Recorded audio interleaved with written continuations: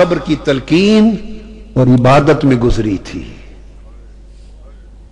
صبر کی تلقین اور عبادت میں گزری تھی. تو یہ صبح جب ہوئی ہے اور قربانیاں ہوئیں اور شہادتیں ہوئیں، مکہ اور مدینہ کے لوگوں کو تو اس دن کے حال کی کوئی خبر نہ تھی. یہ بات بڑی عجیب ہے.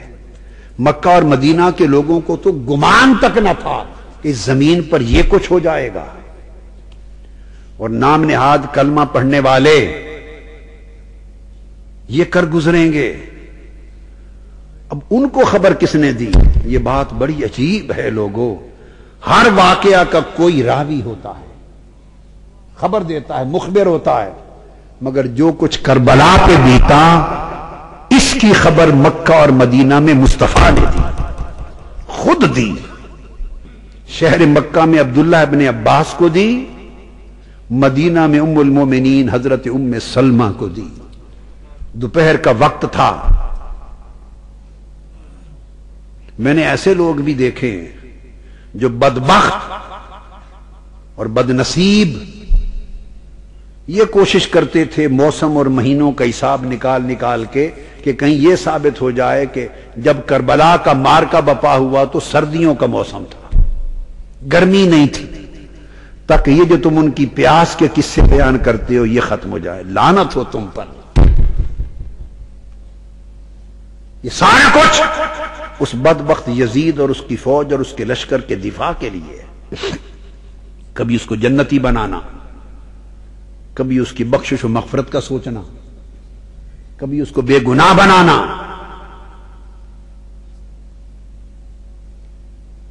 جبکہ تاجدار کائنات صلی اللہ تعالی علیہ وآلہ وسلم نے صریحاً دلائل خاصہ سے اس کے جہنمی ہونے کی خبر دی. لوگ ایک حدیث قسطنطنیہ کا نام لیتے ہیں کہ اس میں حضور علیہ السلام نے فرمایا تھا کہ جو پہلا لشکر قسطنطنیہ پر حملہ کرے گا، آقا نے فرمایا تھا ان کی بخشش اور مغفرت کی بشارت دیتا ہوں، مغفور اللہ. کیا فرمایا؟ جہالت کی انتہا ہے، کسی نے ان کی گرفت نہیں کی. ایک بخاری کیا کل کتب حدیث میں ایک حدیث ایسی نہیں ہے جس میں قسطنطنیہ کا نام آیا. اس بشارت والی حدیث میں قسطنطنیہ کا ذکر سینکڑوں حدیثوں میں آیا ہے، مگر وہ جب امام مہدی علیہ السلام قسطنطنیہ فتح کریں گے عیسیٰ علیہ السلام کے زمانے میں قرب قیامت میں، اس ذکر میں قسطنطنیہ کا نام آیا ہے. جب ابواب الفتن میں اس ذکر میں قسطنطنیہ کا نام آقا علیہ السلام لے سکتے ہیں، بخاری مسلم ترمذی ہر کتاب میں ہے، تو پھر اس مغفرت کی بشارت والی حدیث میں قسطنطنیہ کا نام کیوں نہیں لیا؟ تو پہلا یہ مغالطہ دور کر لیں کہ بشارت کی مغفرت کی بشارت والی حدیث میں قسطنطنیہ کا نام نہیں ہے. کتب حدیث میں اور اس کی شروحات میں 16 کتب حدیث اور اس کی شروحات میں کہیں اس مغفرت کی بشارت میں متن حدیث میں قسطنطنیہ کا نام نہیں. اس میں قیصر مدینہ تو قیصر کا نام آیا ہے. لفظ آقا نے فرمایا اول جیش من امتی یغزون مدینہ قیصر مغفور اللہ. فرمایا میری امت کا وہ پہلا لشکر جو قیصر کے مدینہ پر حملہ کرے گا، قیصر روم کے شہر پر جو جہاد کرے گا، ان کے لیے بشارت دی، ان کے لیے بخشش و مغفرت کی بشارت ہے. قسطنطنیہ کا نام نہیں ہے.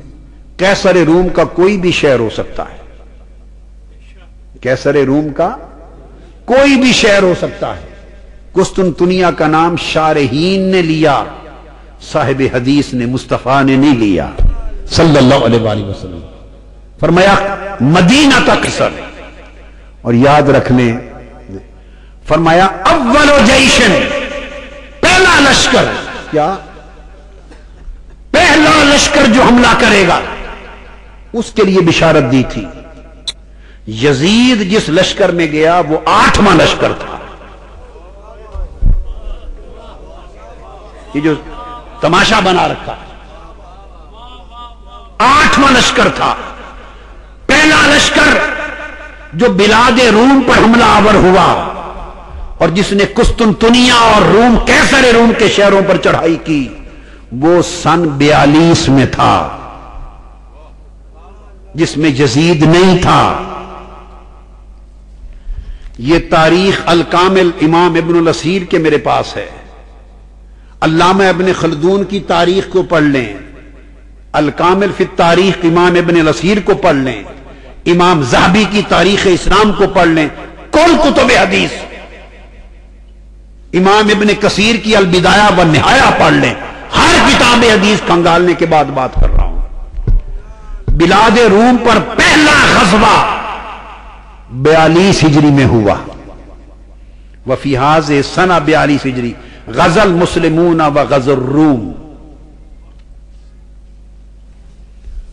دوسرا لشکر کشی بلاد روم پر 43 ہجری میں ہوئی اور اس سال بسر بن ابی ارتا وہ روم پر لشکر لے کر غزوہ کیا اور حملہ آور ہوئے. وشتّا بأرضہم حتی بلغ القسطنطینیہ اور قسطنطینیہ تک جا پہنچے. قسطنطنیہ کا نام بھی نہیں تھا، لیکن اگر کسی کو قسطنطنیہ ہی کے ساتھ ضد ہو تو قسطنطنیہ پر بھی مسلمانوں کا لشکر سن 43 میں پہنچ گیا تھا. یزید کا تعلق جس لشکر سے ہے وہ 49 کا تھا. تو قسطنطنیہ تک مسلمانوں کے لشکر حملہ کر چکے تھے. حضور نے فرمایا تھا اول جیشن، کیا پہلا لشکر میری امت کا جو غزوہ کرے گا قیصر کے شہروں پر اس کی مغفرت ہے. تو پہلے لشکر کے حقدار تو 39 والے بنتے ہیں یا اس کے بعد 43 والے بنتے ہیں. تیسرا لشکر 49 میں گیا اور اس کے کمانڈر عبد الرحمن بن خالد بن ولید تھے. حضرت خالد بن ولید کے صاحبزادے عبد الرحمن. اور اس سے پہلا جو لشکر گیا اس کے کمانڈر حضرت بسر بن ابی ارتا تھے، روم پر جو گیا مدینہ قیصر میں. 44 میں حضرت عبد الرحمن بن خالد بن ولید گئے اور ان کے ساتھ پھر بسر بن ابی ارتا نے بحری جنگ کر کے روم پر حملہ کیا قسطنطنیہ تک 44 میں. تیسرا لشکر پھر 46 میں گیا ارض روم پر اور 46 کے لشکر میں پھر مالک بن عبداللہ کمانڈر تھے اور اس کے ایک دستے کے عبد الرحمن بن خالد بن ولید کمانڈر تھے اور اس کے ایک اور دستے کے حضرت مالک بن حبیرہ السکونی کمانڈر تھے. ان کی کمانڈ میں لشکر گئے 46 میں. پھر اس کے بعد اگلے لشکر 43 میں گئے ارض روم پر اور اس کے کمانڈر مالک بن حبیرہ تھے اور حضرت عبد الرحمن القینی انطاکیہ والے وہ تھے. ان کی کمانڈ میں لشکر پھر گئے روم اور قسطنطنیہ کے علاقوں میں. پھر چھٹا لشکر 50 میں گیا، اس کے کمانڈر پھر مالک بن حبیرہ تھے روم پر اور غزوہ ہوا فضالہ بن عبید کا، وہ بھی کمانڈر تھے اور ان کے ہاتھوں روم کے شہر فتح ہوئے. قیصر روم کے شہر فتح ہوئے، مال غنیمت ہاتھ میں آیا. اور پھر ایک تیسرا غزوہ اور ہوا اسی سن میں اور اس کا کمانڈر یزید بن شجرہ الرہاوی تھا. یہ اور صحابی تھے، تم نے خلط ملط کر رکھا ہے. یزید بن شجرہ الرہاوی باہر شام میں سے تھے. اور پھر جا کر 7واں غزوہ ہوا 50 میں، کیا جس میں یزید کا جانا آتا ہے.